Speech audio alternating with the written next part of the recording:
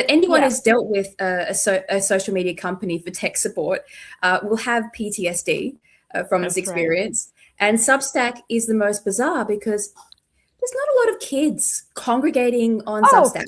Show me the child that is under 16 that wants to read long form blogs these days. They are on the gaming apps, which are not, the gaming apps are not being regulated, but the Substack for the writers are. Now, Substack has a whole post about this. I'll put it up on the screen if I can find it again, saying they chose to bring themselves into the Online Safety Act because obviously they were cautious.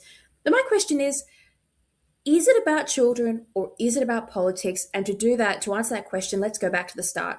You and I are old enough to remember the days of social media when Silicon Valley was controlled by the left. Every owner of a major social media company was a Democrat, and they had these voluntary community guidelines which they would enforce, and they all revolved around climate change, migration, Islam, COVID later. They were political.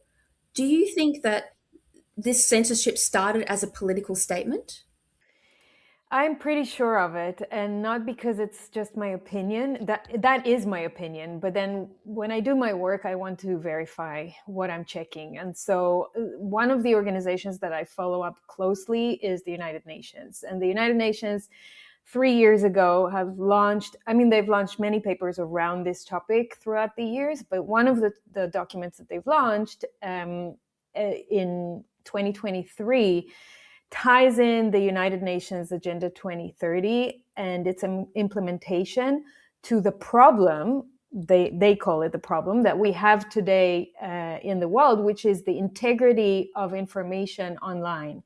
And because they're the United Nations and they own the truth and they own the power, then one of the policy documents that they've put out, part of their Agenda 2030, is a document that is calling governments to start being more restrictive on online access and access to information online because of disinformation, misinformation, and hate speech. And around 2023, Antonio Guterres, the head of the United Nations, said, we have to start doing that, clamping down harder on the internet, on access to information, because all of these lies are being spread in all those platforms and we don't have enough control.